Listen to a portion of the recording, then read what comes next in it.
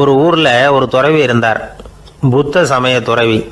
அந்த ஊர் மன்னன் அவரை பத்தி கேள்விப்பட்டிருக்கான். ஒரு நாள் புறப்பட்டு போனான், துறவியின் பாதங்களை தொட்டு வணங்கினான். அதுக்கப்புறம் சொன்னான், ஐயா, நான் உங்களை அரண்மனைக்கு அழைச்சிட்டு போறதுக்காக வந்திருக்கிறேன். இனிமே நீங்க இங்க எதுக்கு இருக்கணும் அப்படின்னானா. அவன் மனசுக்குள்ள என்ன நினைப்புன்னா, இவர் எங்க வர போறாரு, நான் ரொம்ப எளிமையானவன், எனக்கு எதுக்கு அரண்மனை வாசம்னு சொல்லி விடுவார் அப்படின்னு நினைச்சிருக்கான். ஆனா அந்த துறவி என்ன பண்ணார் தெரியுமா? அப்படியா, சரி போகலாம், வா, போய் உன் ரதத்தை கொண்டுட்டு வா, அரண்மனைக்கு போகும்பொழுது அதுக்கு தகுந்த மாதிரி ஆடம்பரமா போகணும் அப்படின்னு விட்டாரான். துறவி இப்படி சொன்னதும் அந்த மன்னனுக்கு மனசுக்குள்ள சந்தேகம் வந்துட்டுது. இவர் உண்மையிலேயே துறவி தானா, ஏமாத்து பேர் வழி மாதிரி தெரியுதே அப்படின்னு நினைச்சிருக்கான். இருந்தாலும் இனிமே என்ன பண்றது, சொல்லியாச்சு. ரதத்தை கொண்டுட்டு வந்தான். துறவி ஏறி உக்காந்தார். பக்கத்துல ராஜா, அவர் ரொம்ப உற்சாகமா வரார். இவன் ரொம்ப சோர்ந்து போய் வரான்.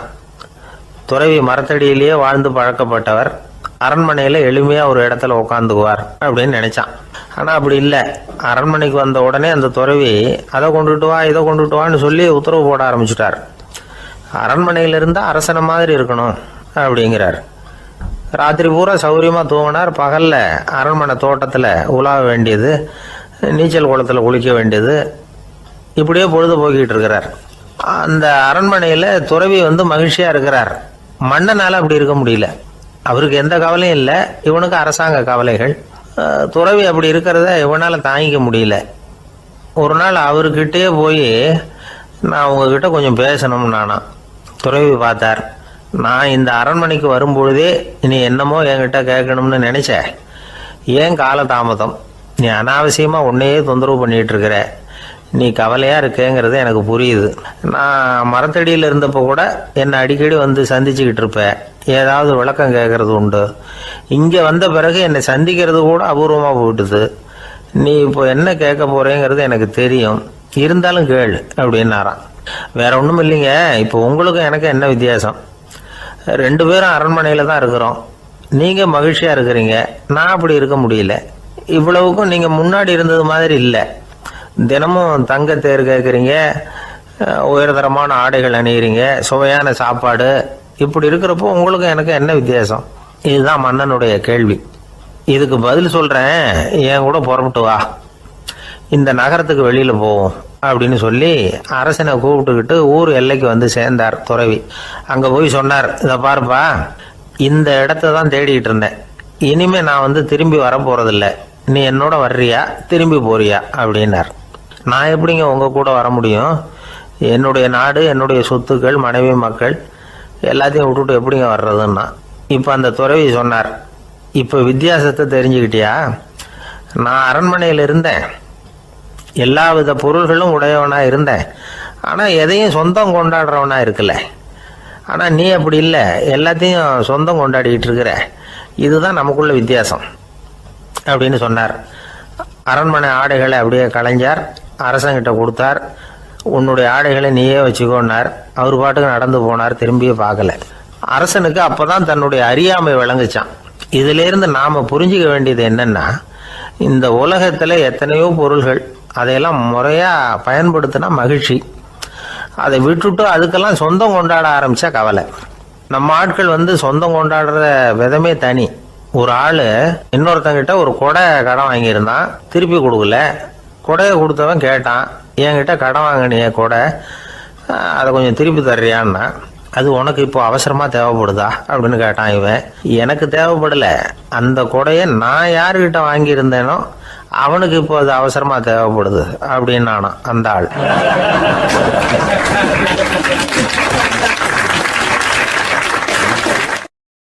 ஒரு சீன தேசத்து அரசர் இருந்தார். அவருக்கு வயசாயிட்டுது. அவருக்கு அடுத்தபடியாக அவருடைய புள்ள பட்டத்துக்கு வரணும், ஆட்சி பொறுப்பை ஏற்றுக்கணும். ஒரு நல்ல தலைவனுக்கு இருக்க வேண்டிய பண்புகள்லாம் தன்னுடைய மகனுக்கு இருக்கணும்னு விரும்பினார் அந்த அரசர். அதனால் இளவரசனை பக்கத்தில் இருந்த ஒரு குரு கிட்ட அனுப்புனார். இளவரசன் அவர்கிட்ட போய் சேர்ந்தான். அந்த குரு என்ன பண்ணார் தெரியுமா? இவனை பார்த்து சொன்னார், இதை பாருப்பா, நீ என்ன பண்ணுற, இப்போவே பக்கத்தில் இருக்கிற காட்டுக்கு போ, நடு காட்டில் போய் ஒரு இடத்துல உட்காந்துக்கோ. அங்கே என்னென்ன சத்தம்லாம் உன் காதில் விழுதுன்னு கவனித்து கேளு. உன் காதில் விழுந்த ஓசைகள் என்னென்னங்கிறத என்கிட்ட சொல்லு, அதுதான் எனக்கு தெரியணும், உனக்கு வேலையும் அதுதான் அப்படின்னு சொல்லி அனுப்பி வச்சுட்டார். இளவரசன் காட்டுக்கு போனான். குரு சொன்னபடியே ஒரு இடத்துல உட்காந்து கவனித்து கேட்டான். அதுக்கப்புறம் குருக்கிட்ட திரும்பி வந்தான். என்னென்ன சத்தம்லாம் கேட்ட அப்படின்னு கேட்டார் குரு. குருவே, காட்டில் நான் பறவைகள் சத்தம்லாம் கேட்டேன், மிருகங்களின் ஓசையையும் கேட்டேன், இதை தவிர இடி மின்னல் மழை இதுகளோட சத்தத்தையும் கேட்டேன் அப்படின்னா. குரு யோசனை பண்ணார், நீ இன்னமும் சரியாக கேட்கல, அதனால் மறுபடியும் காட்டுக்கு போ, கொஞ்ச நாள் தங்கியிருந்து கேட்டுட்டு வா அப்படின்னார். இளவரசனுக்கு ஒன்றும் புரியல. இருந்தாலும் குருவின் கட்டளையாச்சே, மறுக்க முடியுமா? உடனே அவன் மறுபடியும் காட்டுக்கு போனான். ஒரு இடத்துல உட்காந்தான். கொஞ்ச நேரம் உன்னிப்பாக கவனித்து கேட்டான். சில நாள் கழித்து குருக்கிட்ட திரும்பி வந்தான். குருவே, இந்த தடவை சில துல்லியமான சத்தங்களை எல்லாம் கேட்டான். தேனி பறக்கிற சத்தம், நீரோடையின் மெல்லிய ஓசை, இதெல்லாம் கேட்டேன்னா. குரு சிரித்தார். நீ மறுபடியும் காட்டுக்கு போ, இன்னும் சில நாள் அங்கே இரு, முழுமையாக கவனமாக கேட்டுட்டு வா அப்படின்னு சொல்லி அனுப்பி வச்சுட்டார். இளவரசனுக்கு குழப்பம் அதிகமாயிட்டுது. ஒன்றுமே புரியல. மறுபடியும் காட்டுக்கு போனான். மௌனமாக ஒரு இடத்துல உட்காந்துட்டான். அப்படியே தியானத்தில் ஆழ்ந்துட்டான். சில நாளில் அவனுக்கு இதுவரை கேட்காத ஓசைகள்லாம் கேட்க ஆரம்பிச்சிட்டுது. இதைத்தான் நான் கேட்கணும்னு என்னுடைய குரு எதிர்பார்த்துருக்கிறாருங்கிறத புரிஞ்சுக்கிட்டான். உடனே குருக்கிட்ட ஓடனான். குருவே, இந்த தடவை காதுகளுக்கு கேட்க முடியாத சில ஓசைகளை கூட என்னால் உணர முடிஞ்சுது. பூ மலருகிற ஓசை, சூரியனால் பூமி சூடாகிறப்போ எழுகிற ஓசை, காலை பனித்துளி இந்த புல்லுலாம் குடிக்கிற ஓசை, இது எல்லாம் என்னால் நல்லா கேட்க முடிஞ்சுது அப்படின்னா. குருவுக்கு இப்போ தான் திருப்தி ஏற்பட்டு தான் இளவரசனை பார்த்து சொன்னார், இதை பாருப்பா, இப்போ தான் நாட்டை ஆளுகிற தகுதி உனக்கு வந்திருக்குது அப்படின்னு சொல்லி அதுக்கு விளக்கமும் கொடுத்தாராம். எந்த அரசன் தன்னுடைய மக்களின் இதயம் பேசுகிற மௌன மொழியை, மௌன வார்த்தைகளை கேட்குறானோ அவன்தான் ஆள தகுதி உள்ளவன். எந்த அரசன் தன்னுடைய மக்களின் உணர்ச்சிகளை உண்மையாக உணர்றானோ அவன்தான் முதன்மையான அரசன். போலி வார்த்தைகளை மட்டும் கேட்டுட்டு பல மௌன ராகங்களை காதில் வாங்கிக்காதவன் அரசனே இல்லை. எந்த நாட்டில் எப்போ ஒரு அரசன் தன்னுடைய மக்களின் உணர்ச்சிகளை கேட்க மறுக்கிறானோ அன்னையிலேருந்தே அந்த நாடு அழிய தொடங்குது அப்படின்னு அர்த்தம். இதுதான் அந்த குரு இளவரசனுக்கு போதிச்சது. வாயால் பேசுகிறத மட்டும் கேட்டு ஏமாறக்கூடாது, உணர்ச்சிகளையும் கேட்கறதுல தான் மனப்பக்குவம் உண்டாகும். மக்கள் உணர்ச்சிகளை புரிந்து கொள்ளாத அரசர்கள் நீடிச்சிருக்க முடியாது. அது மாதிரி நாடுகளில் அடிக்கடி குழப்பம் தான் உண்டாகும். அப்படி இருந்தால் அடிக்கடி ஆட்சி மாறிக்கிட்டு இருக்கும். அப்படிப்பட்ட ஒரு தேசம், அங்கே ஒரு சிறைச்சாலையில் 3 கைதிகள் பேசிக்கிட்டு இருந்தாங்க. ஒருத்தன் சொன்னான், நான் இந்த நாட்டு ராஜாவை எதிர்த்து பேசிக்கிட்டு இருந்தேன், அதனால் என்னை பிடிச்சி கொண்டாந்து இங்கே போட்டுட்டாங்க அப்படின்னா ஒருத்தன். இன்னொருத்தன் சொன்னான், நான் இந்த நாட்டு ராஜாவை ஆதரித்து பேசிக்கிட்டு இருந்தேன், அதனால் என்னை பிடிச்சி கொண்டாந்து இங்கே தள்ளிவிட்டாங்க அப்படின்னா. அது சரி, நீ என்ன தப்பு பண்ண அப்படின்னு சொல்லி 3வது ஆளை பார்த்து இவங்க கேட்டாங்க. அதுக்கு அந்த ஆள் சொல்கிறான், நான் தான் இந்த நாட்டு ராஜா அப்படின்னானா.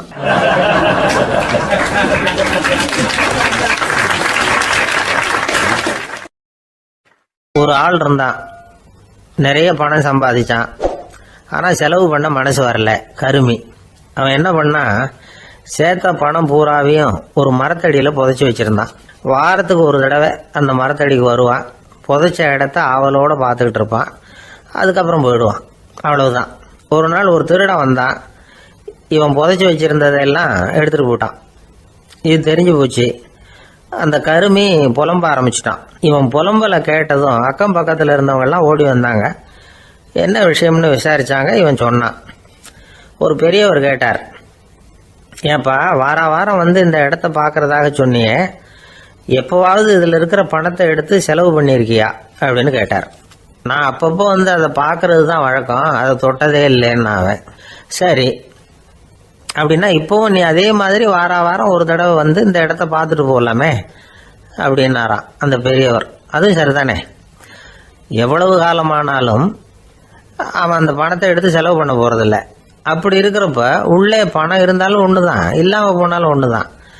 இதிலிருந்து என்ன புரியுதுன்னா, ஒருத்தர்கிட்ட இருக்கிற பணத்தை கொண்டு அவர் பணக்காரரா ஏழையா அப்படின்னு முடிவு செய்கிறது சரியில்லை.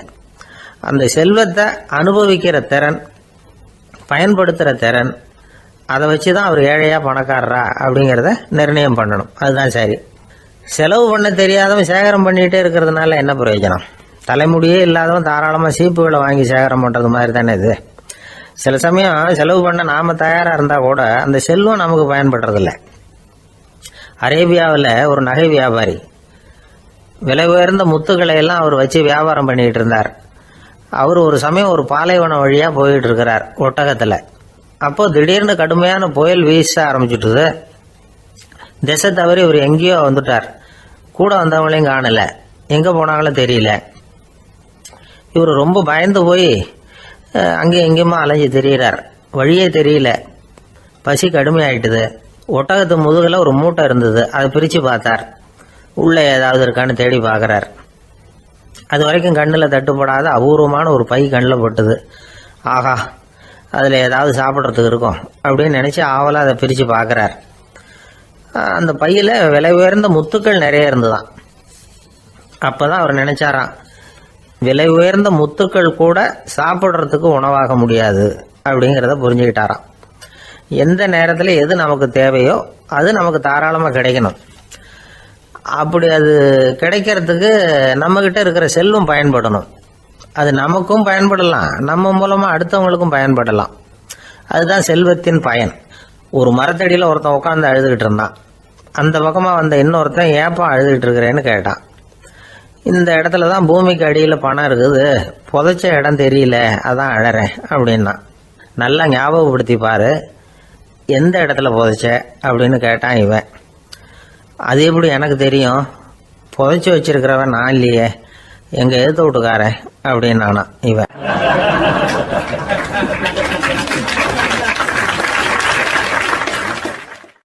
சில பேரை இப்படி சொல்றது உண்டு, அடுத்தவங்களை அனுசரித்து நடந்துக்க தெரியல, அவன் என்ன சார் மனுஷன் அப்படிம்பாங்க.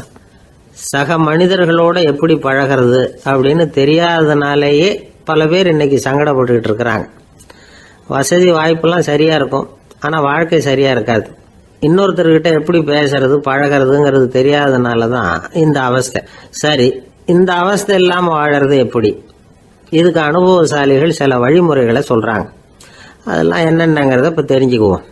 முதல்ல நம்ம நாக்கு நம்ம கண்ட்ரோலில் இருக்கணும். வார்த்தைகளை கொட்டி விட்டு அதுக்கப்புறம் அள்ள முடியாமல் கிடந்து கஷ்டப்படக்கூடாது. எப்படி பேசுகிறோங்கிறதும் முக்கியம், பேசுகிறப்ப எப்படி முகத்தை வச்சிருக்கிறோங்கிறதும் முக்கியம். அன்பாக பேசினாலும் நல்லா இருக்கும். அப்படி பேசுகிறப்ப ஆதரவாக அவர் தோள் மேலே ஒரு கையை போட்டுக்கிட்டு பேசினா இன்னமும் நல்லா இருக்கும். ரெண்டாவது விஷயம், இன்னொருத்தர்கிட்ட பேசுகிறப்ப வாக்குறுதிகளை அள்ளி வீசக்கூடாது. கொடுக்குற வாக்குறுதி குறைச்சலாக இருக்கணும். அப்படி கொடுத்த வாக்குறுதியை கண்டிப்பாக நிறைவேற்றணும். நாம் ஒருத்தரை பாராட்டுறோம் அல்லது அவரை பற்றி அபிப்பிராயம் சொல்கிறோம்னா அது ஆக்கப்பூர்வமாக இருக்கணும். நம்ம பாராட்டு அல்லது விமர்சனம் அடுத்தவருடைய முன்னேற்றத்துக்கு உதவுறது மாதிரி இருக்கணும். நாம் சொல்கிறத கேட்டுட்டு அவன் தலையில் கையை வச்சுட்டு உட்காந்துடக்கூடாது. எப்பவும் உற்சாகமாக இருக்கணும், முகம் மலர்ச்சியாக இருக்கணும். மனுஷன் இருந்தால் வருத்தம், கவலை, ஏமாற்றம் எல்லாம் இருக்க தான் செய்யும். அதெல்லாம் மனசில் இருக்கட்டும். அந்த வருத்தமும் கவலையும் ஏமாற்றமும் சேர்ந்துக்கிட்டு நம்ம முகத்தில் இருக்கிற மலர்ச்சியை மூடி மறைக்கிறதுக்கு நாம் இடம் கொடுத்துடக்கூடாது. எந்த விஷயத்தை பற்றி யாருக்கிட்ட பேசினாலும் வெளிப்படையாக பேசணும், திறந்த மனசோட பேசணும். மூடி மறைச்சி முன்னு முழுங்கிக்கிட்டு இருக்கக்கூடாது. இன்னொருத்தர்கிட்ட பேசுகிறப்போ விவாதம் பண்ணுங்க, அது தப்பு இல்லை. ஆனால் வாதாடிக்கிட்டு இருக்கக்கூடாது. அதாவது என்ன சொல்கிறாங்கன்னா, டிஸ்கஸ் பண்ணலாம், ஆர்கியூ பண்ணக்கூடாதான். நம்மக்கிட்ட இருக்கிற நல்ல குணங்களை நாம் எடுத்து சொல்லிகிட்டு இருக்கக்கூடாது. அந்த நல்ல குணங்களே நம்மளை பற்றி எடுத்து சொல்லணும், அது மாதிரி நடந்துக்கணும். அதே மாதிரி அடுத்தவங்க கிட்ட உள்ள கெட்ட குணங்களை பற்றி அவசியம் இல்லாமல் நாம் பேச வேண்டியதில்லை. உங்களை பற்றி யாராவது தப்பாக பேசுகிறாங்களா, அப்படி அவங்க பேசுறதுல உண்மை இல்லையா அப்படின்னா அதை நீங்கள் பொருட்படுத்த வேண்டியதில்லை, விட்டுடலாம். அது தானாக போயிடும். ஒரு 4-5 பேரோட பேசிக்கிட்டு இருந்தீங்கன்னா எல்லாருக்கும் முக்கியத்துவம் கொடுங்க, யாரையும் அலட்சியப்படுத்தாதீங்க. தமாஷா பேசலாம், ஆனால் அவங்க தமாஷ் அடுத்தவங்களை கேலி பண்ணுறதா இருக்கக்கூடாது. நமக்கு கிடைக்க வேண்டியது கிடைக்கலையே அப்படிங்கிற தவிப்பு நம்மகிட்ட இருக்கக்கூடாது, அது தேவையில்லை. உங்கள் செயல்பாடுகள் தெளிவாக இருக்கட்டும், பாராட்டு தானாக அவங்கள தேடிட்டு வரும். இன்னொரு மனுஷனுடைய மனசில் கௌரவமான ஒரு இடத்த பிடிக்கணும்னா நாம் இந்த குணத்தை எல்லாம் நம்மகிட்ட வளர்த்துக்கணும். இதெல்லாம் அனுபவசாலிகள் சொல்லி இருக்கிற குறிப்புகள். இந்த குறிப்புகளை சரியாக புரிஞ்சுக்கணும், அது முக்கியம். தப்பாக புரிஞ்சுக்கிட்டா என்ன ஆகும் தெரியுமா? இதை கேளுங்க. ஒருத்தர் வந்தார், சார் அடுத்தவங்க தோள் மேலே கையை போட்டுக்கிட்டு அன்பாக பேசணும்னு சொன்னீங்க, அப்படிதான் பேசினேன். அவர் முதுக கூட தட்டி கொடுத்தேன், என் வேலை போயிட்டுது சார், வீட்டுக்கு அனுப்பிச்சிட்டாங்க அப்படின்னார். யாருக்கிட்ட அப்படி பேசுனீங்கன்னு கேட்டோம். என் முதலாளிகிட்ட சார் அப்படிங்கிறார் ரொம்ப சோகமா.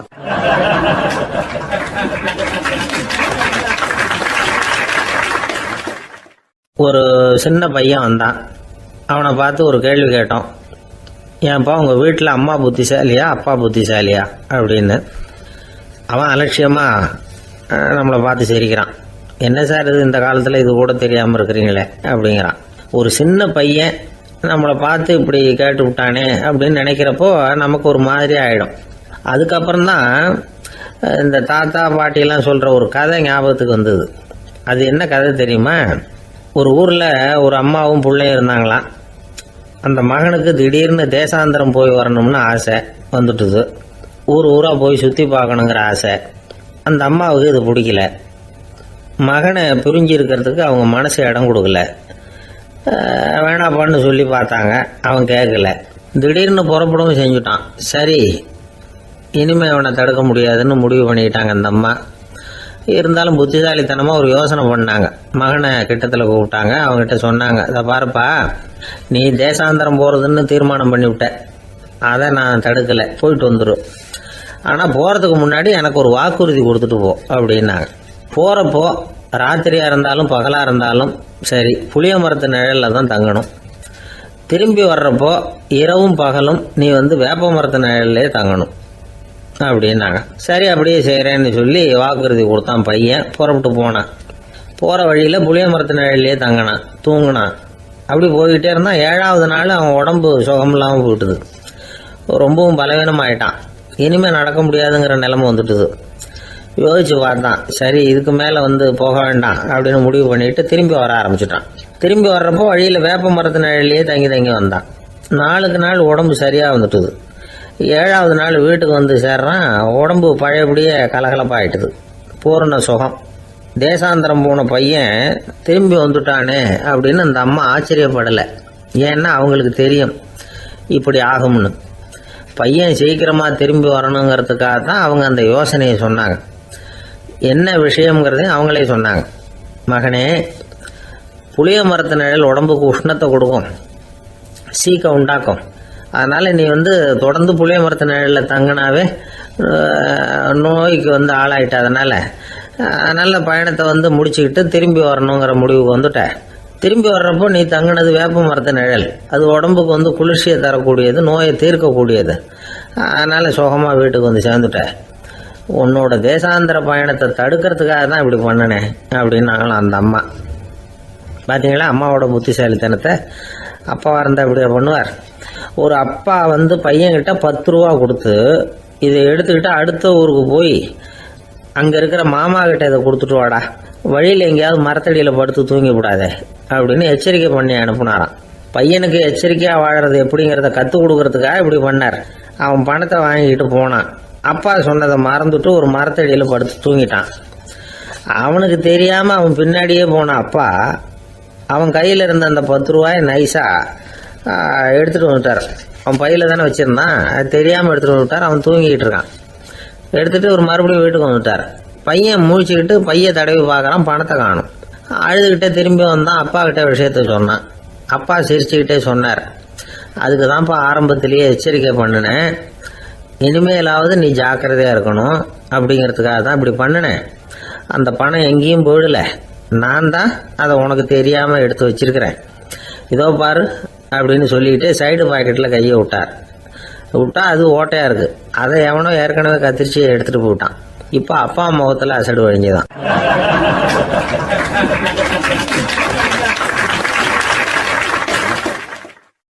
ஒரு பல்கலைக்கழகம், அங்கே ஒரு இலக்கிய பேராசிரியர், அவர் பாடம் நடத்திக்கிட்டு இருந்தார். ராபர்ட் ப்ரௌனிங் எழுதிய கவிதைகளை பற்றி சொல்லிகிட்டு இருக்கிறார். மாணவர்களும் ரொம்ப அக்கறையாக அதை கேட்டுக்கிட்டு இருக்கிறாங்க. ஒரு குறிப்பிட்ட கவிதையை பற்றி சொல்லும் பொழுது அந்த பேராசிரியருக்கே ஒரு சந்தேகம். அதாவது அந்த கவிதையின் சரியான அர்த்தம் என்னங்கிறதுல சந்தேகம். பேராசிரியர் யோசனை பண்ணார். அந்த கவிதையை முழுசாக புரிஞ்சிக்க முடியல. அதனால் மாணவர்களை பார்த்து சொன்னார், மாணவர்களே, ஒரு நாள் பொறுத்துங்க, இந்த கவிதையை எழுதின கவிஞர் எங்கள் வீட்டுக்கு பக்கத்தில் தான் இருக்கிறார். இன்னைக்கு சாயந்தரம் நான் அவரை நேரிலேயே போய் பார்க்குறேன். பார்த்து இதுக்கு என்னங்க அர்த்தம்னு கேட்டுட்டு வந்துடுறேன். அதுக்கப்புறம் உங்ககிட்ட சொல்கிறேன் அப்படின்னாராம். அன்னைக்கு சாயந்தரமே அந்த பேராசிரியர் கவிஞரை தேடிக்கிட்டு போயிட்டார். கவிஞர் அவங்க வீட்டில் அவர் பாட்டு உட்காந்துருந்தாராம். இவர் போய் அவர் முன்னாடி உட்காந்தார். அப்புறம் கேட்டார், ஐயா, அந்த கவிதையின் முழு பொருள் என்னன்னு தெரிஞ்சுட்டு போகிறதுக்காக வந்திருக்கிறேன் அப்படின்னாராம். எந்த கவிதை அப்படின்னாராம் அவர். இவர் அந்த கவிதையை சொல்லியிருக்கார். கவிஞர் கொஞ்சம் யோசனை பண்ணிவிட்டு அப்புறம் சொன்னாராம், பேராசிரியரே நீங்க கொஞ்சம் தாமதமா வந்துட்டீங்கன்னாராம். இவருக்கு ஒன்றும் புரியல. நீங்க என்ன சொல்றீங்க, நான் தாமதமா வந்துட்டேன்னா? நீங்க தான் உயிரோடு இருக்கிறீங்களே, அப்படி இருக்கும்பொழுது நான் தாமதமா வந்துட்டேன்னா அது எப்படி அப்படின்னு இவர் குழம்பி இருக்கிறார். இப்ப கவிஞர் சொன்னாராம், ஐயா நான் உயிரோடு இருக்கிறேனா இல்லையாங்கிறது முக்கியம் இல்லை. நான் அந்த கவிதை வரிகளை எழுதினப்போ 2 பேருக்கு அதோட அர்த்தம் தெரிஞ்சிருந்தது. இப்போ ஒரே ஒருத்தருக்கு தான் அதோட அர்த்தம் தெரியும் அப்படின்னாராம். பேராசிரியர் யோசனை பண்ணியிருக்கார். அப்படின்னா அந்த ஒருத்தர் கவிஞர் ராபர்ட் பிரவுனிங்கை தவிர வேற யாரா இருக்க முடியும்? இவர் தான் அப்படிங்கிறத அவர் மனசுல நினைச்சுக்கிட்டார். அதனால சொன்னார், ஐயா நான் தாமதமா வரல, அந்த கவிதையின் பொருள் என்ன அது சொல்லுங்கன்னார். பேராசிரியரே நான் சொல்றது உங்களுக்கு புரியலன்னு நினைக்கிறேன். நான் இந்த வரிகளை எழுதினப்போ 2 பேருக்கு அதோட அர்த்தம் தெரிஞ்சிருந்தது. அந்த 2 பேர் யாருன்னா, ஒருத்தர் ராபர்ட் பிரவுனிங், அதாவது நான், இன்னொருத்தர் கடவுள். இப்போ அது கடவுளுக்கு மட்டும்தான் தெரியும். நானே இதை பத்தி பல தடவை யோசனை பண்ணி பார்த்தேன். இது ரொம்ப அழகானது, ஆனாலும் ரொம்ப வழுக்கலானது. அதை பிடிச்சிட்டோம்னு நினைச்சிட்டு இருக்கும் பொழுதே காத்து மாதிரி அது உங்ககிட்ட இருந்து ஓடி போயிடுது. எனக்கு ரொம்பவும் வருத்தமா தான் இருக்குது. நிச்சயமா நான் தான் இந்த வரிகளை எழுதியிருக்கிறேன். அதுல அர்த்தம் இருக்குங்கிறது எனக்கு தெரியும், அதை நான் உணர்றேன். ஆனா நீங்க என்ன மன்னிக்கணும், எனக்கே கூட அதை என்னால விளக்க முடியல. அப்படி இருக்கும் பொழுது உங்களுக்கு எப்படி அதை நான் விளக்க முடியும் அப்படின்னு அந்த கவிஞர். அனுபவிக்கப்படக்கூடிய எல்லாமே விளக்கப்படக்கூடிய ஒன்றல்ல, விளக்கப்படும் எல்லாமே அனுபவிக்கப்படக்கூடிய ஒன்றல்ல அப்படிங்கிறது ஞானிகளுடைய கருத்து. அதுக்காக தான் அந்த சம்பவம். வாழ்க்கையில் நீங்கள் தொடர்ந்து ஆய்வு செய்து கொண்டே இருக்கக்கூடிய விளக்கங்களை ஒருபோதும் அடைய முடியாத பரிமாணங்கள் இருக்கிறதுனால தான் அது அலுப்பு தட்டாமல் இருக்குது. உங்களால் நிறைய அனுபவிக்க முடியும், இருந்தாலும் நீங்கள் அனுபவித்து அறிந்த விஷயங்கள் கூட வார்த்தைகளால் விளக்கப்பட முடிவதில்லை அப்படிங்கிறது பெரியோர் சிந்தனை. இதெல்லாம் ஒரு பக்கம் இருக்கட்டும். நமக்கு தெரிஞ்ச பேராசிரியர் ஒருத்தர் 1 மணி நேரம் ரொம்ப விவரமா வகுப்பு எடுத்தார். கடைசியா சொன்னார், மாணவர்களே ரொம்பவும் எளிமையா விளக்கமா எல்லா விவரமும் சொல்லியிருக்கிறேன். அதனால இதுல உங்களுக்கு சந்தேகம் வர்றதுக்கு வாய்ப்பே இல்லை. இருந்தாலும் கேட்க வேண்டிய கடமை கேட்கிறேன். இதுவரைக்கும் நடத்தினதுல யாருக்காவது ஏதாவது சந்தேகம் உண்டா அப்படின்னு கேட்டாராம். எனக்கு ஒரே ஒரு சந்தேகம் தான் சார் அப்படின்னு எழுந்திரிச்சு நிக்கிறான் ஒருத்தன். என்னன்னு கேட்டாராம். இதுவரைக்கும் நீங்க என்ன பாடம் சார் நடத்துனீங்க அப்படின்னானா அவன்.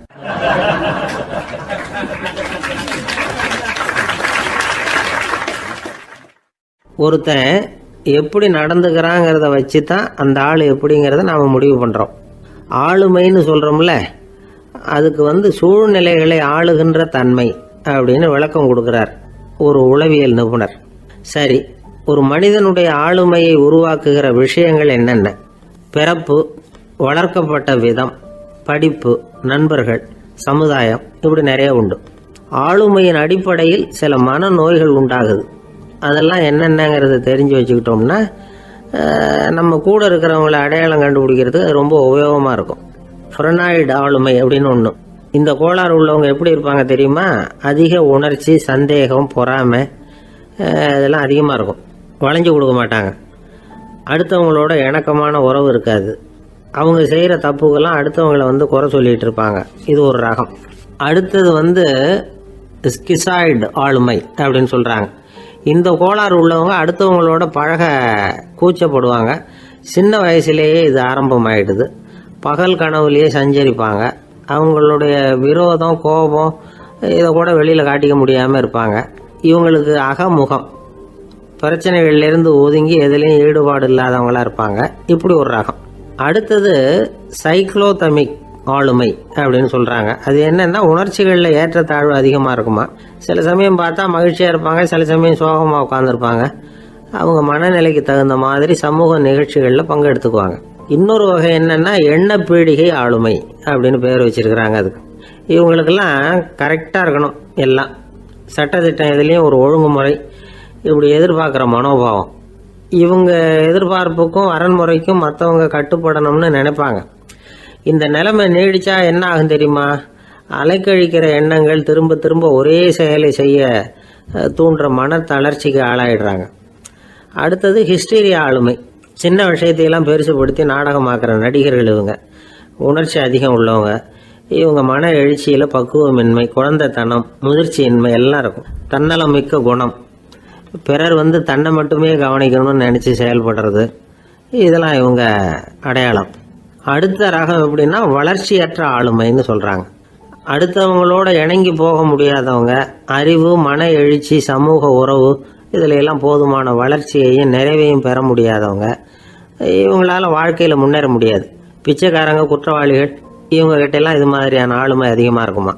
அடுத்தது என்னன்னா சோர்வுடைய ஆளுமை. எதுலேயும் உற்சாகம் இல்லாமல் சோர்ந்து போயிருப்பாங்க. அதுக்கெல்லாம் நமக்கு வலிமை இல்லைப்பா அப்படின்னு சொல்லிட்டு இருப்பாங்க.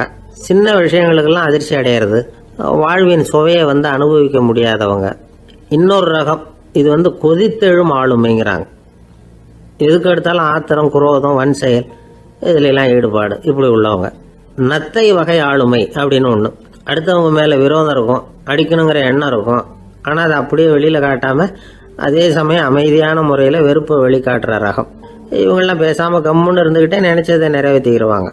முன்ஜாக்கிரதை ஆளுமை அப்படின்னு ஒரு ரகமா. பாதுகாப்பின்மை, சந்தேகம், முழுமையின்மை, அறவேக்காட்டுத்தனம் இந்த மனப்போக்கு அதிகமாக இருக்கிறதுனால அகம்பாவம், புடிவாதம், எச்சரிக்கை எல்லாம் அளவுக்கு மீறி இருக்கும். இதுவரைக்கும் நாம் பேசிக்கிட்டு இருந்த ஆளுமை பண்புகள் அளவுக்கு அதிகமாக போயிட்டுதுன்னா ஆளுமை கோளாறுகள் ஏற்படும். அதன் அடிப்படையில் மனவியாதிகள் வருமா. அதனால இணக்கமான, எல்லாரும் விரும்புகிற இயல்பான ஆளுமையை பெறுவதற்கு நாம் முயற்சி செய்யணும் அப்படிங்கிறது மனோதத்துவ நிபுணர்களுடைய ஆலோசனை. ஒருத்தர் ஒரு மனோதத்துவ டாக்டரை தேடிட்டு வந்தாராம். டாக்டர், எனக்கு மனசில் ஏதோ வியாதி, ஆளுமை கோளாறு, அதாவது எனக்கு சீக்கிரமாக செத்து போனால் தேவையில்லைன்னு தோணுது அப்படின்னாராம். உடனே அந்த டாக்டர், சரி அப்படின்னா இங்கே இருங்க, நான் வைத்தியம் பார்க்குறேன் அப்படின்னாராம்.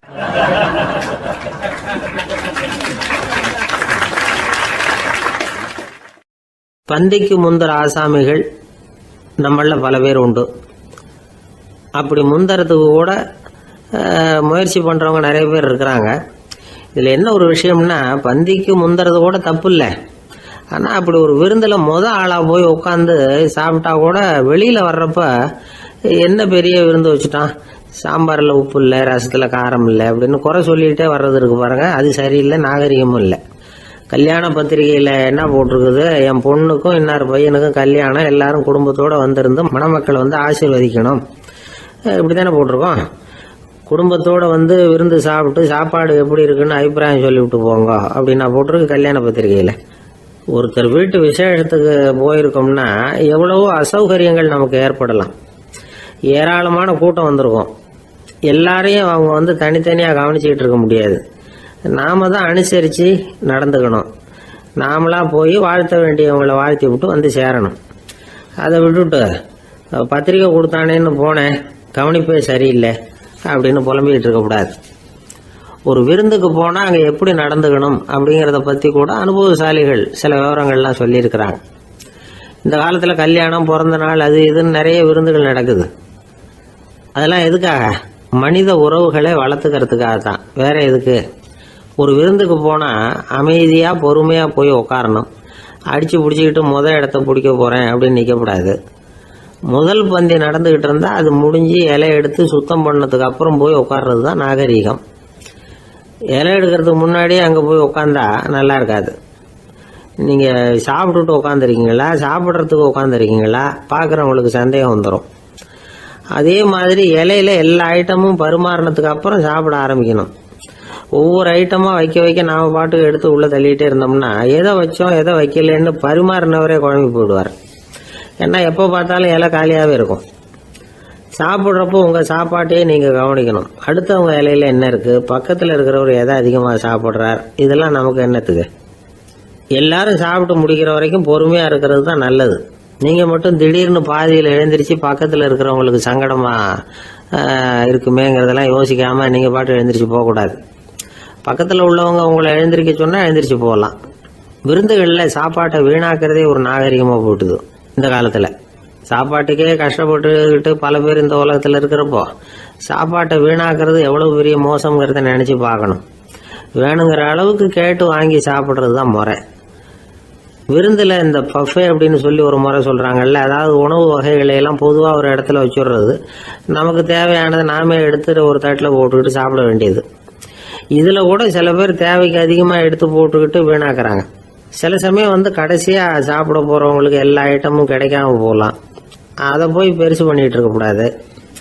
என்ன சார் இந்த அளவுக்கு கூடவா நாகரிகம் தெரியாமல் இருக்கிறோம், இதை போய் பெருசாக சொல்ல வந்துட்டீங்களே அப்படின்னு நினைக்கலாம். ஒருத்தர் 2 பேருக்கு இந்த விவரம் தேவைப்படலாம். அவங்க காதலையும் இது விழட்டுமேங்கிறதுக்காக தான் இது. ஒரு பெரிய கல்யாண விருந்து நடந்துக்கிட்டு இருந்தது. விருந்து மண்டபத்து வாசலில் ஒருத்தர் நின்றுக்கிட்டு வர்றவங்களையெல்லாம் ரொம்ப மரியாதையாக வணங்கி உள்ளே அனுப்பி வச்சுக்கிட்டு இருந்தார். எப்படி தெரியுமா? வர்றவங்க கையெல்லாம் பிடிச்சி முத்தம் கொடுத்து அதுக்கப்புறம் உள்ளே அனுப்பி வச்சுக்கிட்டு இருந்தாராம். கூட்டம்லாம் முடிஞ்சதுக்கப்புறம் அவர்கிட்ட போய் கேட்டிருக்கிறாங்க, சார் நானும் எவ்வளவோ விருந்துகளுக்கு போயிருக்கிறேன், இருந்தாலும் இவ்வளவு மரியாதையாக வர்றவங்க கைக்கெல்லாம் முத்தம் கொடுத்து வரவேற்கிறத இங்கே தான் பார்க்குறேன் அப்படின்னு சொன்னாங்க. அதுக்கு அவர் சொன்னார், அட போங்க சார், நான் முத்தம் கொடுக்கல, முந்தின பந்திக்கு வந்து சாப்பிட்டவங்களே அடுத்த பந்திக்கும் வர்றாங்களான்னு மோந்து பார்த்து அனுப்பி வச்சுக்கிட்டு இருந்தேன் அப்படின்னார்.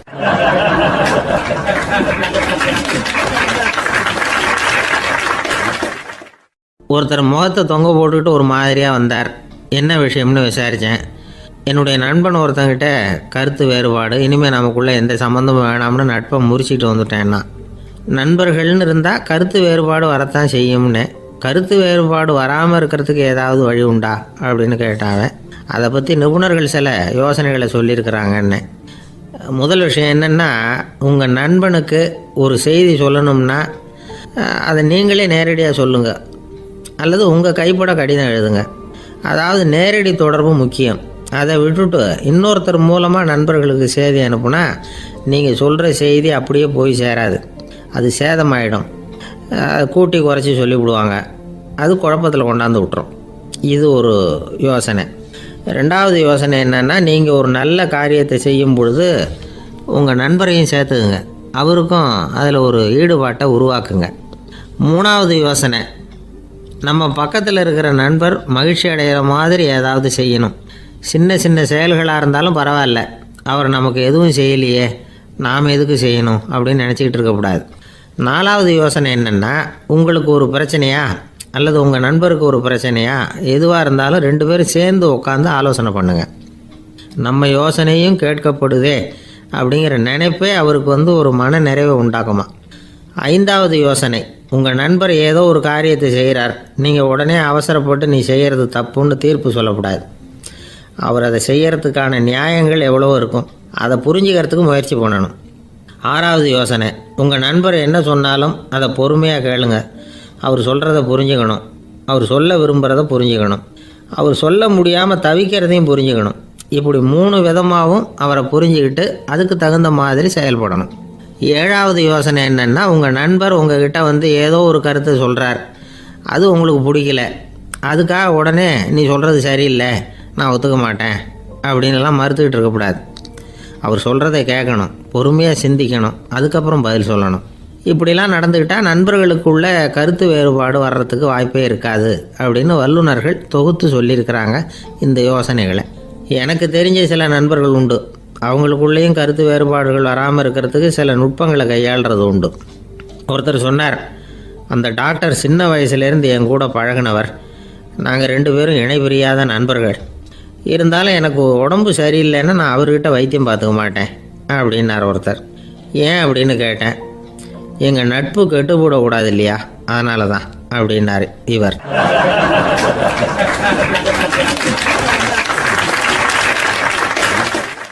ஒரு சிகை அலங்கார கூடம், ரொம்ப சுறுசுறுப்பாக எல்லாரும் வேலை செஞ்சுக்கிட்டு இருக்கிறாங்க. முடிவெட்டிக்க வந்திருக்கிறவங்க நிறைய பேர், எல்லாரும் வரிசையாக உட்காந்துருக்குறாங்க. அந்த சமயத்தில் திடீர்னு கதவை திறந்துக்கிட்டு ஒருத்தர் உள்ளே வர்றார். அவர் ஒரு பெரிய மனிதர், அவரும் முடிவெட்டிக்கிறதுக்காக தான் உள்ளே வந்திருக்கிறார். அவரை பார்த்த உடனே அங்கே வரிசையில் உட்காந்துருந்தவங்க எல்லாரும் எழுந்திரிச்சு அவர்கிட்ட வந்துட்டாங்க. அவரை சுற்றி நின்றுக்கிட்டாங்க. எப்படி இருக்கிறீங்க, நல்லா இருக்கீங்களா அப்படின்னு விசாரிக்க ஆரம்பிச்சிட்டாங்க. எல்லாம் முடிஞ்சதும் வந்தவர் கேட்டார், வரிசையில் கடைசியாக இருக்கிறவர் யார் அப்படின்னு கேட்டார். ஏன்னு கேட்டாங்க. நான் அதுக்கு அடுத்தபடியாக உட்காரணும், அதுக்காக தான் கேட்குறேன் அப்படின்னார். உடனே அங்கே இருந்தவங்கள்லாம் என்ன சொன்னாங்க தெரியுமா, நீங்கள் வந்து வரிசையில் காத்திருக்கக்கூடாது, நீங்கள் அரசாங்கத்தின் தலைவர், உங்களுக்கு நேரம் முக்கியம், அதனால் நீங்கள் முன்னாடி போங்க அப்படின்னு சொன்னாங்க. ஆனால் அதை அவர் கேட்கல. தோழர்களே, உங்களுடைய கருத்துக்கு ரொம்ப நன்றி, எல்லாரும் வரிசையாக தான் வரணும், அதுதான் முறை, வரிசையில் வரணுங்கிற நடைமுறையை நானும் பின்பற்ற விரும்புகிறேன், நாம் எல்லாரும் சமமானவர்கள் அப்படின்னார். இப்படி சொல்லிவிட்டு வரிசையில் கடைசியாக இருந்த ஒரு நாற்காலியில் போய் உட்காந்துக்கிட்டார். தன் சட்டை பையில் இருந்த ஒரு செய்தித்தாளை எடுத்தார், படிக்க ஆரம்பிச்சிட்டார். ஆனால் அங்கே இருந்தவங்களால இதை பார்த்துக்கிட்டு சும்மா இருக்க முடியல. ஒருத்தர் எழுந்திரிச்சு வந்தார். ஐயா, இப்போ என்னுடைய முறை வந்திருக்குது, நான் தான் போக வேண்டிய முறை. உங்களை இங்கே காத்திருக்க வைக்கிறத விட ஒரு 5 ஆண்டுகளுக்கு கூட நான் முடிவெட்டிக்காமே இருந்துட முடியும் அப்படின்னார். அவர் மறுபடியும் சொன்னார், ஐயா, நீங்கள் வரிசை முறையை தாண்டி போக விருப்பப்படல, சரி, ஆனால் என்னுடைய முறையை மாற்றி கொடுக்கறதுக்கு எனக்கு முழு உரிமை இருக்குது. இதுக்கு பதிலாக உங்களுடைய கடைசி இடத்த நான் எடுத்துக்கிறேன், இதை நீங்கள் மறுக்க முடியாதுன்னார். அங்கே இருந்த மற்றவங்களும் இதை ஒரு மனசாக வற்புறுத்த ஆரம்பிச்சிட்டாங்க. அந்த பெரிய மனிதர் பார்த்தார், சரின்னு கடைசியாக ஒத்துக்கிட்டார். அவர் யார் தெரியுமா? அவர் தான் மாவீரர் லெனின். ரஷ்யாவில் கிரெம்ளின் சிகை அலங்கார கூடத்தில் தான் இது நடந்தது. எல்லாரும் இந்நாட்டு மன்னர்கள்னு வாயளவில் பேசுறதுல என்ன பிரயோஜனம்? நாம் எல்லாரும் சமங்கிறத நடைமுறையில் கடைபிடிச்சி காட்டினவங்க கொஞ்சம் பேர் தான். அவங்களில் ஒருத்தர் தான் லெனின். வரிசையில் நின்று வர்றதுங்கிறது ஒரு சிறந்த பண்பு, உயர்ந்த பண்பு. இன்றைக்கி பல இடங்களில் அது நமக்கு தேவைப்படுது. ஒரு ரேஷன் கடைவாசல், கடை திறக்கிறதுக்கு முன்னாடியே எல்லாரும் வரிசையில் நின்றுட்டாங்க. கடைசியாக வந்த ஒருத்தர் க்யூவில் முன்னாடி போகிறதுக்கு முயற்சி பண்ணுறார். ஏற்கனவே நின்றுட்டு இருக்கிறவங்க அவரை முன்னாடி போகிறதுக்கு விட மாட்டேங்கிறாங்க. கடைசியாக போய் நில்லையா அப்படின்னு எல்லாரும் கத்துறாங்க. அது அவர் காதில் வாங்கலை. முண்டி அடிச்சுக்கிட்டு முன்னாடி போகிறதுக்கே முயற்சி பண்ணிகிட்டு இருக்கிறார். எல்லாரும் சேர்ந்து அவரை வலுக்கட்டாயமாக இழுத்து கொண்டாந்து பின்னாடி கொண்டு போய் நிறுத்திவிட்டு சொன்னாங்க, இதை பாருப்பா, நாங்கள் இருக்கிற வரைக்கும் நீங்கள் முன்னாடி போய் எதையும் வாங்க முடியாது, தெரிஞ்சுக்கோ அப்படின்னாங்க. இப்போ அந்த ஆள் சொன்னாராம், நான் இங்கே பின்னாடி நிற்கிற வரைக்கும் நீங்களும் எதுவும் வாங்க முடியாது அப்படின்னாராம். ஏன்னு கேட்டிருக்கிறாங்க. நான் தான் அந்த கடையை திறக்க வேண்டிய ஆள் அப்படின்னா.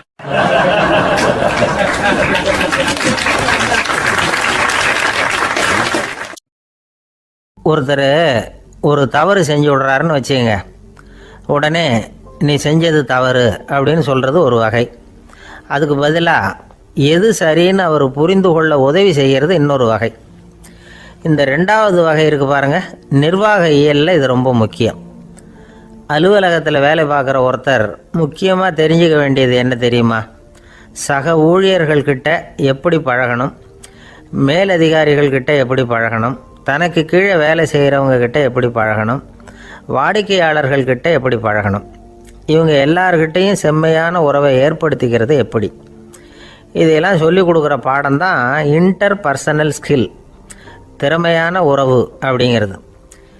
எந்த வேலையில் இருந்தாலும் சரி, இந்த உறவுகளை வளர்க்கும் திறன் உள்ளவங்க சீக்கிரம் முன்னுக்கு வந்துடுறாங்க. மற்றவங்க கிட்ட உறவை பலப்படுத்திக்கிறது எப்படி அப்படின்னு தெரிஞ்சுக்கிட்டோம்னா எந்த ஒரு தடையையும் சுலபமாக தாண்டி செய்கிற தொழிலில் முன்னுக்கு வந்துடலாம். ஹார்வர்டு பல்கலைக்கழகத்தில் ஒரு கணக்கெடுப்பு பண்ணி பார்த்தாங்களாம். பார்க்குற வேலையில் எது மாதிரி குணாதிசயம் உள்ளவங்க வேகமாக முன்னுக்கு வர்றாங்க அப்படின்னு தெரிஞ்சுக்கிறதுக்காக இந்த கணக்கெடுப்பு. வெவ்வேறு துறையில் வேகமாக முன்னுக்கு வந்திருக்கிற பல பேரை சந்தித்து இந்த சர்வேயை நடத்தியிருக்கிறாங்க. அவங்க கண்டுபிடிச்சி சொல்லியிருக்கிற உண்மை என்ன தெரியுமா? ஒருத்தர் ஒரு வேலையில் இருந்தால் அது சம்பந்தப்பட்ட சப்ஜெக்ட் பற்றிய அறிவு 35% இருந்தால் போதுமா. ஆனால் உறவுகளை வளர்க்கக்கூடிய திறன், இன்டர் பர்சனல் ஸ்கில்லு 65% வேணும். இப்படி உள்ளவங்க சீக்கிரம் முன்னுக்கு வந்துடுறாங்களாம். அதனால் ஒருத்தருக்கு வேலை சரியாக புரியலைன்னா கூட விவரமாக மற்றவங்கக்கிட்ட பழகிறது எப்படின்னு புரிஞ்சால் போதும், அவர் முன்னுக்கு வந்துடலாம். அலுவலகங்களில் மட்டும் இல்லை, எல்லா இடங்கள்லேயும் இது ரொம்ப முக்கியம். வீட்டுக்குள்ளேயும் இது ரொம்ப முக்கியம், வீட்டுக்கு வெளியேயும் இது முக்கியம். அடுத்தவங்க கிட்ட பழகிறது எப்படிங்கிறத தெரிஞ்சிக்காதவன் வாழ்க்கையில் முன்னேற முடியாது. இன்றைக்கி ஆயுதங்களால் காயப்படுத்தி கொள்ளுகிறவர்களை விட வார்த்தைகளால் காயப்படுத்தி கொள்ளுகிறவர்கள் தான் அதிகம். பெரியவங்க என்ன சொல்கிறாங்க தெரியுமா? நீங்கள் இந்த பூமியில் பிறந்ததன் அர்த்தம் பூர்த்தி ஆகணும்னா அடுத்தவங்களுக்கு உதவி பண்ணுங்க. அடுத்தவங்களுக்கு உதவி செய்ய முடியாவிட்டால் கூட பரவாயில்லை, ஆனால் யாரையும் புண்படுத்தி விடாதீங்க அப்படின்னு சொல்கிறாங்க. எனக்கு தெரிஞ்ச ஒருத்தர் ஒரு அலுவலகத்தில் வேலை பார்க்குறார். அவர் சொல்லுவார், எனக்கு இந்த இன்டர் பர்சனல் ஸ்கில் ரொம்ப அதிகம் சார். சக ஊழியர்கள்கிட்ட ரொம்ப சுமூகமாக நடந்துக்குவேன். என் கூட வேலை பார்க்குற ஒருத்தருக்கு ஏதாவது ஒரு கஷ்டம்னா அந்த சமயத்தில் அவர் செய்ய வேண்டிய வேலையை நான் செஞ்சிருவேன் சார் அப்படிம்பார். நான் அவர்கிட்ட சமீபத்தில் அப்படி ஏதாவது செஞ்சுருக்கீங்களா அப்படின்னு கேட்டேன். செஞ்சுருக்கேன் சார். போன வாரம் புதன்கிழமை ஆஃபீஸில் என் பக்கத்து சீட்டுக்காரருக்கு வயிற்று வலி. உடனே நான் மெடிக்கல் லீவ் போட்டுவிட்டு எங்கள் வீட்டுக்கு போயிட்டேன் சார் அப்படின்னார்.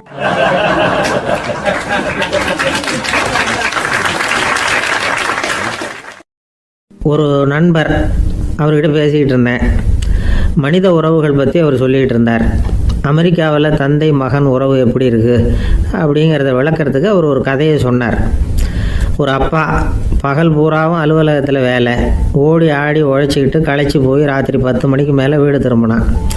வீட்டு வாசலில் அவரோட மகன் காத்துக்கிட்டு இருக்கிறான். இன்னமும் தூங்கலை. அப்பா வாசல்லையே தடுத்து நிறுத்தி, அப்பா உனக்கு சம்பளம் எவ்வளவு அப்படின்னு கேட்குறான். ஏற்கனவே ஆஃபீஸ் பிரச்சனைகளால் அழுத்து போய் திரும்புகிற அப்பாவுக்கு கோவம் வந்துடுது. என்னடா இப்படிலாம் கேளுன்னு உங்கள் அம்மா உனக்கு சொல்லி கொடுத்தாளா அப்படின்னு சொல்லிவிட்டு உள்ளே போய் சட்டையை கட்டி மாட்டி விட்டு குளிச்சு விட்டு மறுபடியும் வெளியில் வந்து உடையை மாற்றுகிற சமயம் அப்போ மறுபடியும் மகன் உள்ளே வந்து நிற்கிறான் அவர் முன்னாடியே. அப்பா உனக்கு எவ்வளவு சம்பளங்கிறான் மறுபடியும். அப்பாவுக்கு எரிச்சல் அதிகமாகிட்டுது. மணிக்கு $20 போதுமா அப்படின்னார். அப்படின்னா எனக்கு ஒரு $10 தர முடியுமான்னா மகன். இதுக்கு தான் என் சம்பளம் எவ்வளவுன்னு கேட்டியா? 2ஆம் வகுப்பு படிக்கிற உனக்கு எதுக்குடா $10 அப்படின்னு கத்திவிட்டு தொலைக்காட்சி பெட்டியின் முன்னாடி போய் உட்காந்துக்கிட்டு ஏதோ நிகழ்ச்சியை பார்க்க ஆரம்பிச்சிட்டார். கொஞ்ச நேரம் கழித்து மறுபடியும் மகன் வந்து நிற்கிறான். அப்பா ப்ளீஸ் எனக்கு ஒரு $10 கொடுக்க முடியுமா? மகனுடைய கண்களில் கண்ணீர். என்னடா அவன் கண்ணீரை காட்டி காரியம் சாதிக்கலாம்னு பார்க்குறியா? ஒரு காசு கூட கொடுக்க மாட்டான் போ அப்படின்னு விரட்டி விட்டான். மகன் கண்ணீரை தொடச்சிக்கிட்டே கண்ணை தொடச்சிக்கிட்டு பேசாமல் போய் படுத்துக்கிட்டானா. கொஞ்ச நேரம் ஆச்சு. அப்பாவோட கோபம் கொஞ்சம் கொஞ்சமாக குறைஞ்சிது. பிள்ளைகிட்ட கோபமாக கத்துனது தப்பு தாங்கிறது புரிஞ்சுது அவனுக்கு. எழுந்திரிச்சு போனான், படுக்கை இறக்கி போனான். மகனை பார்த்தான். அவன் தலையணையை கட்டி பிடிச்சிக்கிட்டு அழுதுகிட்டு இருக்கிறான். அவனை மெல்ல நெருங்கி அவங்ககிட்ட எதமாக பேசுகிறதுக்கு ஆரம்பித்தானான். எதுக்குடா அவனுக்கு $10 பள்ளிக்கூடத்தில் கேட்டாங்களா அப்படின்னு கேட்டானா. மகன் சொல்லியிருக்கான், இல்லை டாடி, உனக்கு 1 மணி நேரம் சம்பளம் $20ன்னு சொன்னேன். நீ ஏற்கனவே எனக்கு கொடுத்த பாக்கெட் மணி $10 என்கிட்ட இருக்குது. இப்போ நீ இன்னொரு $10 கொடுத்தீங்கன்னா அதையும் சேர்த்து $20 ஆகிடும். அந்த $20 நான் உனக்கு கொடுத்துருவேன். அப்படி கொடுத்தா நீ என் கூட 1 மணி நேரம் செலவழிப்ப இல்லையா? அதுக்காக தான் $10 கேட்டேன் அப்படின்னு சொன்னானா. அந்த அப்பா கண்ணு கலங்கி போச்சான். ஆதரவோடு தன்னுடைய மகனை கட்டி பிடிச்சி அழ ஆரம்பிச்சிட்டாராம். இதுதான் நண்பர் சொன்ன கதை. அமெரிக்கா மட்டும் இல்லை, உலகம் பூராவும் இன்றைக்கி மனித உறவுகள் இப்படி தான் மாறிட்டுருக்கு. பெரியவர்கள் அறிவுரை என்ன தெரியுமா? உங்கள் குழந்தைகளிடமிருந்து குழந்தை பருவத்தை பிரித்து விடாதீர்கள் அப்படிங்கிறது தான். அதாவது இன்றைய குழந்தைகள் தங்கள் பிருந்தாவனத்தை இழந்து விடுகிறார்கள் அப்படிங்கிறது அவங்களுடைய கருத்து. இந்த நிலைக்கு நாம் காரணமாக இருந்துடக்கூடாது. குழந்தைகளோட விளையாடுவோம், குடும்பத்தோடு உறவாடுவோம் அப்படிங்கிறது தான் நம்முடைய நோக்கமாக இருக்கணும். இன்றைய உறவு முறைக்கு இன்னொரு உதாரணம் சொல்லுவாங்க. ஒருத்தர் வந்தாராம், அவர் பக்கத்தில் ஒரு சின்ன பையன். நாம் அவரை விசாரிக்கிறோம், யார் இந்த பையன் அப்படின்னா அவர் சொல்கிறார், இவன் எனக்கு தூரத்து உறவு அப்படின்னாராம். இந்த தூரத்து உறவுன்னா எப்படின்னு இருக்கான். இதுக்கு அவன் சொல்லியிருக்கிறான், இவன் எங்கள் அப்பாவுக்கு 8வது புள்ள அப்படின்னானா.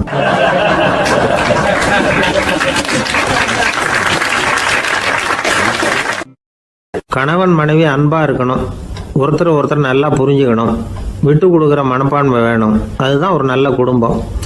இன்றைக்கி பல குடும்பங்களில் அர்த்தமில்லாத சண்டைகள் தான் அதிகம். கிராமப்புறங்களில் வேடிக்கையாக ஒரு கதை சொல்லுவாங்க.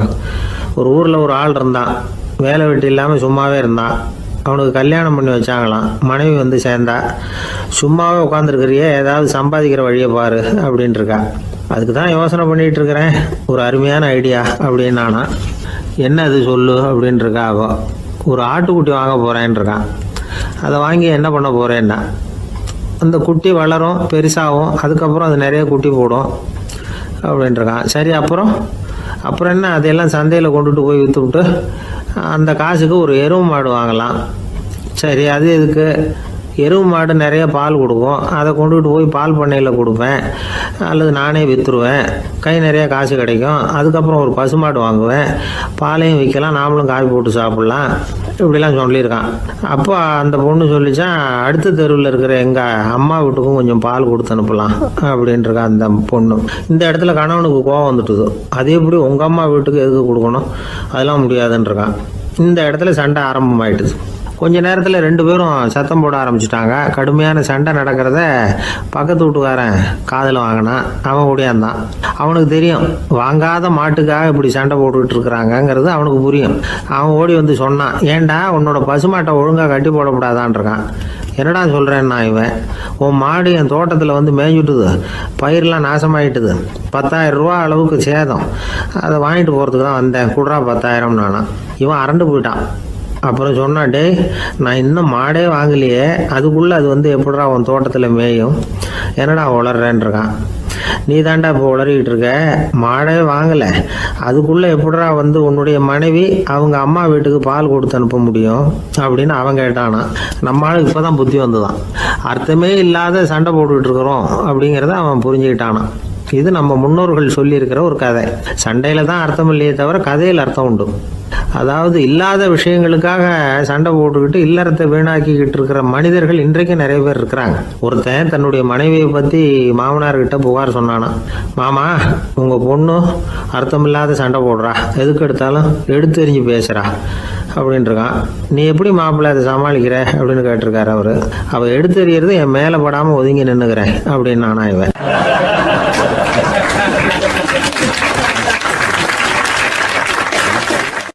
ஒரு ஊர்ல ஒரு துறவி இருந்தார், புத்த சமய துறவி. அந்த ஊர் மன்னன் அவரை பத்தி கேள்விப்பட்டிருக்கான். ஒரு நாள் புறப்பட்டு போனான், துறவியின் பாதங்களை தொட்டு வணங்கினான். அதுக்கப்புறம் சொன்னான், ஐயா நான் உங்களை அரண்மனைக்கு அழைச்சிட்டு போறதுக்காக வந்திருக்கிறேன், இனிமே நீங்க இங்க எதுக்கு இருக்கணும் அப்படின்னானா. அவன் மனசுக்குள்ள என்ன நினைப்புன்னா, இவர் எங்க வர போறாரு, நான் ரொம்ப எளிமையானவன், எனக்கு எதுக்கு அரண்மனை வாசம்னு சொல்லி விடுவார் அப்படின்னு நினைச்சிருக்கான். ஆனால் அந்த துறவி என்ன பண்ணார் தெரியுமா, அப்படியா சரி போகலாம் வா, போய் உன் ரதத்தை கொண்டுட்டு வா, அரண்மனைக்கு போகும்பொழுது அதுக்கு தகுந்த மாதிரி ஆடம்பரமாக போகணும் அப்படின்னு விட்டாரான். துறவி இப்படி சொன்னதும் அந்த மன்னனுக்கு மனசுக்குள்ள சந்தேகம் வந்துட்டுது. இவர் உண்மையிலேயே துறவி தானா, ஏமாத்து பேர் வழி மாதிரி தெரியுதே அப்படின்னு நினச்சிருக்கான். இருந்தாலும் இனிமேல் என்ன பண்ணுறது, சொல்லியாச்சு. ரதத்தை கொண்டுட்டு வந்தான். துறவி ஏறி உக்காந்தார். பக்கத்தில் ராஜா. அவர் ரொம்ப உற்சாகமாக வரார். இவன் ரொம்ப சோர்ந்து போய் வரான். துறவி மரத்தடியிலேயே வாழ்ந்து பழக்கப்பட்டவர், அரண்மனையில் எளிமையாக ஒரு இடத்துல உட்காந்துக்குவார் அப்படின்னு நினச்சான். ஆனால் அப்படி இல்லை. அரண்மனைக்கு வந்த உடனே அந்த துறவி அதை கொண்டுட்டு வா இதை கொண்டுட்டு வான்னு சொல்லி உத்தரவு போட ஆரம்பிச்சிட்டார். அரண்மனையில் இருந்தால் அரசனை மாதிரி இருக்கணும் அப்படிங்கிறார். ராத்திரி பூரா சௌகரியமாக தூங்கினார். பகலில் அரண்மனை தோட்டத்தில் உலாவ வேண்டியது, நீச்சல் குளத்தில் குளிக்க வேண்டியது, இப்படியே பொழுது போக்கிட்டு இருக்கிறார். அந்த அரண்மனையில் துறவி வந்து மகிழ்ச்சியாக இருக்கிறார். மன்னனால் அப்படி இருக்க முடியல. அவருக்கு எந்த கவலையும் இல்லை, இவனுக்கு அரசாங்க கவலைகள். துறவி அப்படி இருக்கிறத இவனால் தாங்கிக்க முடியல. ஒரு நாள் அவர்கிட்டயே போய், நான் உங்ககிட்ட கொஞ்சம் பேசணும்னு நானா. துறவி பார்த்தார். நான் இந்த அரண்மனைக்கு வரும்பொழுதே நீ என்னமோ என்கிட்ட கேட்கணும்னு நினைச்ச, ஏன் காலதாமதம், நீ அனாவசியமாக உன்னையே தொந்தரவு பண்ணிட்டு இருக்கிற, நீ கவலையாக இருக்கேங்கிறது எனக்கு புரியுது. நான் மரத்தடியில் இருந்தப்போ கூட என்னை அடிக்கடி வந்து சந்திச்சுக்கிட்டு இருப்பேன், ஏதாவது விளக்கம் கேட்கறது உண்டு. இங்கே வந்த பிறகு என்னை சந்திக்கிறது கூட அபூர்வமாக போயிட்டுது. நீ இப்போ என்ன கேட்க போறேங்கிறது எனக்கு தெரியும், இருந்தாலும் கேளு அப்படின்னாராம். வேற ஒன்றும் இல்லைங்க, இப்போ உங்களுக்கும் எனக்கு என்ன வித்தியாசம், 2 பேரும் அரண்மனையில் தான் இருக்கிறோம். நீங்கள் மகிழ்ச்சியாக இருக்கிறீங்க, நான் அப்படி இருக்க முடியல. இவ்வளவுக்கும் நீங்கள் முன்னாடி இருந்தது மாதிரி இல்லை. தினமும் தங்க தேர் கேட்குறீங்க, உயர்தரமான ஆடைகள் அணிகிறீங்க, சுவையான சாப்பாடு. இப்படி இருக்கிறப்போ உங்களுக்கும் எனக்கு என்ன வித்தியாசம்? இதுதான் மன்னனுடைய கேள்வி. இதுக்கு பதில் சொல்கிறேன், என் கூட புறப்பட்டு வா, இந்த நகரத்துக்கு வெளியில் போவோம் அப்படின்னு சொல்லி அரசனை கூப்பிட்டுக்கிட்டு ஊர் எல்லைக்கு வந்து சேர்ந்தார் துறவி. அங்கே போய் சொன்னார், இதை பாருப்பா, இந்த இடத்த தான் தேடிக்கிட்டு இருந்தேன், இனிமே நான் வந்து திரும்பி வர போகிறதில்ல, நீ என்னோட வர்றியா திரும்பி போறியா அப்படின்னார். நான் எப்படிங்க உங்கள் கூட வர முடியும், என்னுடைய நாடு, என்னுடைய சொத்துக்கள், மனைவி மக்கள் எல்லாத்தையும் விட்டுட்டு எப்படிங்க வர்றதுன்னா. இப்போ அந்த துறவி சொன்னார், இப்போ வித்தியாசத்தை தெரிஞ்சுக்கிட்டியா, நான் அரண்மனையில் இருந்தேன், எல்லா வித பொருள்களும் உடையவனாக இருந்தேன், ஆனால் எதையும் சொந்தம் கொண்டாடுறவனா இருக்கல. ஆனால் நீ அப்படி இல்லை, எல்லாத்தையும் சொந்தம் கொண்டாடிக்கிட்டு இருக்கிற, இதுதான் நமக்குள்ள வித்தியாசம் அப்படின்னு சொன்னார். அரண்மனை ஆடைகளை அப்படியே களைஞ்சார், அரசங்கிட்ட கொடுத்தார். உன்னுடைய ஆடைகளை நீயே வச்சுக்கோன்னார். அவர் பாட்டுக்கு நடந்து போனார், திரும்பியே பார்க்கல. அரசனுக்கு அப்பதான் தன்னுடைய அறியாமை விளங்குச்சான். இதுல இருந்து நாம புரிஞ்சுக்க வேண்டியது என்னன்னா, இந்த உலகத்துல எத்தனையோ பொருள்கள், அதையெல்லாம் முறையா பயன்படுத்தினா மகிழ்ச்சி. அதை விட்டுட்டு அதுக்கெல்லாம் சொந்தம் கொண்டாட ஆரம்பிச்சா கவலை. நம்ம ஆட்கள் சொந்தம் கொண்டாடுற விதமே தனி. ஒரு ஆளு இன்னொருத்தங்கிட்ட ஒரு கொடை கடன் வாங்கியிருந்தான், திருப்பி கொடுக்கல. கொடையை கொடுத்தவன் கேட்டான், என்கிட்ட கடன் வாங்கினிய கொடை, அதை கொஞ்சம் திருப்பி தர்றியான்னா. அது உனக்கு இப்போ அவசரமா தேவைப்படுதா அப்படின்னு கேட்டான் இவன். எனக்கு தேவைப்படல, அந்த கொடையை நான் யாருக்கிட்ட வாங்கியிருந்தேனோ அவனுக்கு இப்போ அது அவசரமா தேவைப்படுது அப்படின்னு அந்த ஆள்.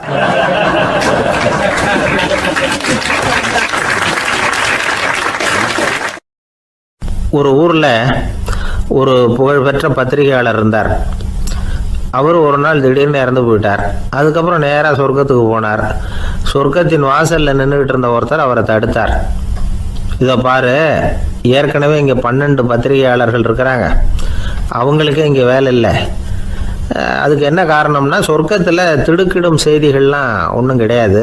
அப்படி என்ன இருக்க போகுது இங்க எல்லாம் அது ஒழுங்கா நடந்துகிட்டு இருக்கோம்.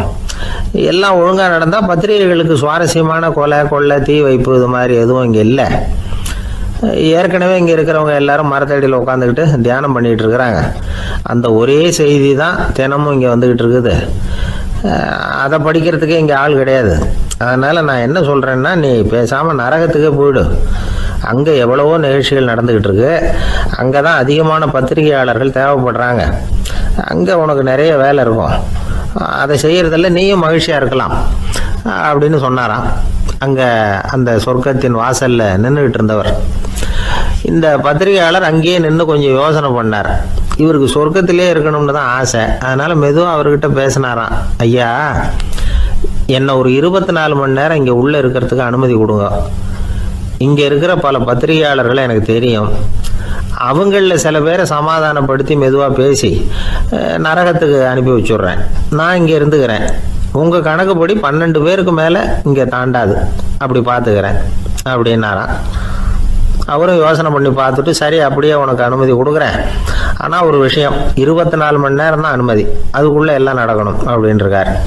சரின்னு சொல்லிவிட்டு இந்த பத்திரிகையாளர் உள்ள போனார். யோசனை பண்ணார். திட்டம் போட்டு ஒரு பொருளையை கிளப்பி விட்டார். சக பத்திரிகையாளர்கள் எல்லாம் கூப்பிட்டு சொன்னாராம், இந்த பாருங்க, நரகத்துல ஒரு பெரிய தினசரி பேப்பரை கொண்டுகிட்டு வர்றதுக்காக திட்டம் போட்டுக்கிட்டு இருக்காங்க. அதுக்கு பல அதிகாரிகள் தேவைப்படுறாங்க. நிறைய சம்பளம் கிடைக்கும். யார் யாரெல்லாம் நரகத்துக்கு போக ஆசைப்படுறாங்களோ அவங்க எல்லாம் போகலாம் அப்படின்னு ஒரு பொருளையை கிளப்பி விட்டார். 24 மணி நேரம் கழிச்சு வாசல் பக்கம் போனார். அங்க இருந்தவர்கிட்ட எத்தனை பேர் வெளியேறினாங்கன்னு விசாரிச்சாராம். அப்போ அவர் இவரை, நீ வெளியே போகக்கூடாது, முதல்ல உள்ளதான் இருக்கணும் அப்படின்னு தடுத்தாராம். அப்புறம் சொன்னாராம், நீ சொன்ன செய்தியை கேட்டதும் இங்க இருந்த எல்லா பத்திரிகையாளர்களுமே நரகத்துக்கு போயிட்டாங்கப்பா, உள்ள யாருமே இல்லை, அதனால நீ உள்ளே இருக்கலாம் அப்படின்னாராம்.